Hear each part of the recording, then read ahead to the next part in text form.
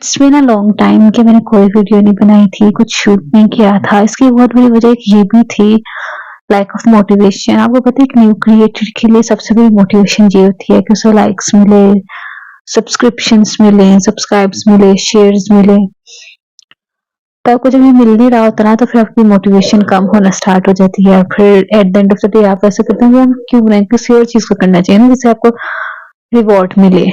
But still I thought why not to give it a shot once again, क्योंकि videos शायद मैं इसलिए बना रही हूँ कि मुझे अच्छी लगता है बनाना, जबकि मेरे वीडियोस में बहुत फ्लॉस भी होते हैं। ऑलराइट, तो आज वीडियो बनाने का सबसे बड़ा मोटिवेशन ये था, रिसेंटली डकी भाई ने क्लेम किया है जब वो अरेस्ट थे तो उनको एक हेल्प मिलती थी by the name of big brother, जिन्हें ऑफर करते थे। स्टिल उन्होंने ऑफर एक्सेप्ट नहीं की, but the fact is who the hell big brother is. I am recently reading a book is this book by George L 1984, और इस book में ना बेसिकली एक कॉन्सेप्ट है,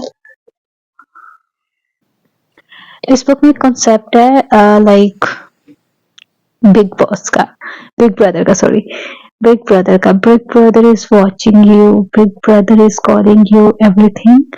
और जब टकी भाई ने बोला ना big brother, I was like ये तो बिल्कुल इस बुक जैसा हो गया ना। तो मैंने सोचा, मेरे माइंड में तो ये बुक ही आई, क्योंकि I am continuously reading now. और according to this book, right, ये एक जो नॉवल है ये रिवॉल्व कर रहा है ओशनिया में, और जहाँ पे बिग ब्रदर की हुकूमत है बेसिकली, और जो इसकी पार्टी मेंबर्स हैं जिसने अपनी पार्टी को डिवाइड किया हुआ है एक डिपार्टमेंट्स में, जिसमें फिक्शन डिपार्टमेंट आता है, जिसमें लव डिपार्टमेंट आता है, जिसमें इंफॉर्मेशन का डिपार्टमेंट आता है। बेसिकली क्या होता है कि फिक्शन डिपार्टमेंट का जो रोल होता है ना, कि अपनी हिस्ट्री में से बेसिकली अपने हिस्ट्री के जो मेन क्रक्स है ना, आपने उसको रिमूव करते जाना है और उसको फिक्शनली एक स्टोरीज डाल देनी है लोगों की, ताकि लोग अपनी हिस्ट्री से सीख ना पाए। ठीक है, इसका बेसिकली ये जो नॉवल है वो आज की जिंदगी के साथ मतलब के पर्सोनिफाइड करता है, उसको पर्सोनिफिकेशन कह सकते हैं, तशबीह देना बेसिकली कह सकते हैं, पर्सोनिफाइड। तो जैसे कि ऑटोमन एम्पायर खत्म हुई, उसका मेन क्रक्स ये था क्योंकि एजुकेशन सिस्टम में जिहाद का कॉन्सेप्ट खत्म कर दिया गया। जो न्यू जनरेशन से वो जिहाद के नाम का इतना इल्म नहीं था, और न्यू उनकी जो हुकूमत थी उनके डिवीजन करना इजी हो गया ना मुखालिफ पार्टीज के लिए। अकॉर्डिंग टू डकी भाई, सिस्टम में कुछ बिग ब्रदर्स जैसे लोग होते हैं जो आपको हेल्प आउट करते हैं सिस्टम के साथ डील करने में, और अपनी बात वहां से अगर मुश्किल में तो निकलने में। तो according to this book, again I am referring this book, इसमें बिग ब्रदर बेसिकली ये था जो बहुत ज्यादा डायलॉग इस थ्रोट फर्स्ट पार्ट में था, बिग ब्रदर इज वॉचिंग। तो big brother is basically personification, जिसमें आप लोगों के साथ कनेक्ट कर सकें, वो कह सकें कि मैं तुम लोगों का बड़ा भाई हूँ, यू नो, ताकि ऑडियंस आपके साथ कनेक्ट कर सके। सेकेंड थिंग इज कि जैसे मैंने आपको बताया कि बुक में एक फिक्शन डिपार्टमेंट था जिसका बेसिकली रोल था कि आपने हिस्ट्री के एलिमेंट्स मतलब रिमूव करने हैं और उसके साथ फिक्शन वाले एलिमेंट्स को ऐड कर देना है, ताकि लोग जो न्यू जनरेशन है वो अपनी हिस्ट्री से ज्यादा कुछ सीख ना पाए, और वो बिल्कुल इंफॉर्मेशन लेस अपनी लाइफ गुजारे, उन्हें नहीं पता होगा कि उनका बेसिकली रोल ऑफ लिविंग क्या है।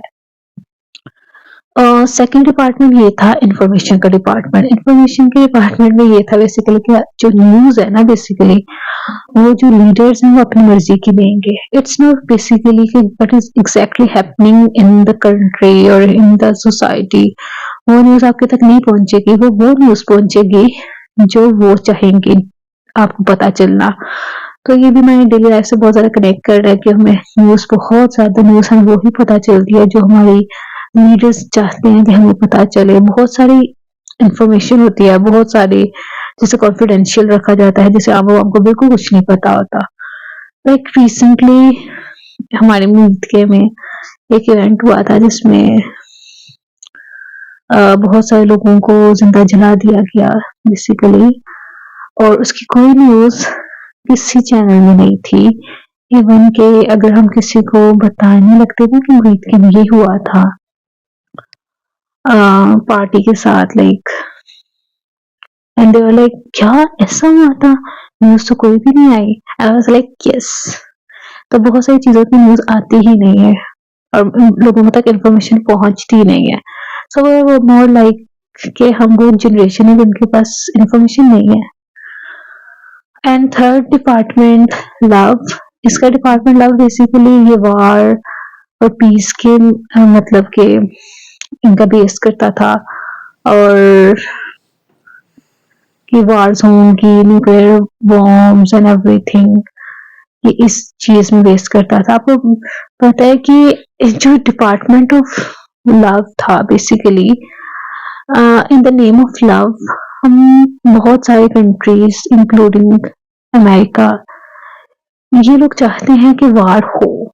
अब जब वार होगी तो इनके वेपन्स बाय आउट होंगे, लोग खरीदेंगे, सोल्ड आउट होंगे।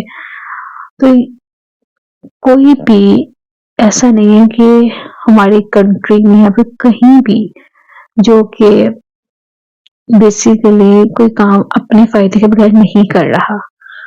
और हम बहुत सारे लोग पीस प्रोटेस्ट करते हैं कि पीस होना चाहिए, उस जैसे पाकिस्तान इंडिया के दरमियान पीस होना चाहिए या ऑल द वर्ल्ड पीस होना चाहिए, लेकिन पीस कहीं भी नहीं है। क्योंकि अगर पीस हुआ ना, अगर अमन आ गया मुल्क में या फिर दुनिया में, तो बहुत सारे लोगों की मतलब के बैंक करप्ट हो जाएंगी। बहुत सारी कंपनीज जो कि असलहा फरोशी करते हैं, जो लोग वेपन्स को सेल करते हैं, तो वो तो उनके वेपन्स बिकेंगे ही नहीं। तो इसलिए बहुत सारी कंपनीज अमन नहीं चाहती, क्योंकि हर चीज किसी न किसी चीज के साथ कनेक्टेड है। अगर एक जगह पीस आएगा तो फिर बहुत सारी कंपनीज को नुकसान भी होगा, जो कि उनके लिए वर्थ इट नहीं है। So according to his conversation, like Ducky भाई की, उनके साथ जो कुछ हुआ उन्हें बहुत जिस्मानी रिमांड दिया गया, बहुत मारा पीटा गया, जबकि उन्होंने बहुत ज्यादा कोऑपरेशन की। whatever,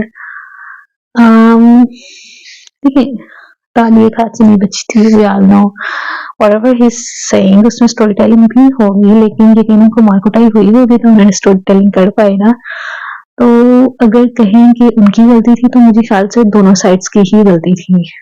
ठीक है, अब उन्होंने अपोलॉजी की है कि उन्होंने उनको नहीं करनी चाहिए थी advertisement, but at the same time जो हमारे सिस्टम है वो भी करप्ट है, we all know that. And अगर करप्शन ना होती तो मेरे ख्याल से इनको बहुत जल्दी फिर तो बाकी दूसरे पार्टनर्स को, लाइक रजब भट्ट को भी और वो नानी वाले को भी पकड़ा जाता। So let's see what happen next. If you like my content, then do like, share and subscribe. Thank you so much and show your love. I need your support, guys. Thank you so much. I love peace.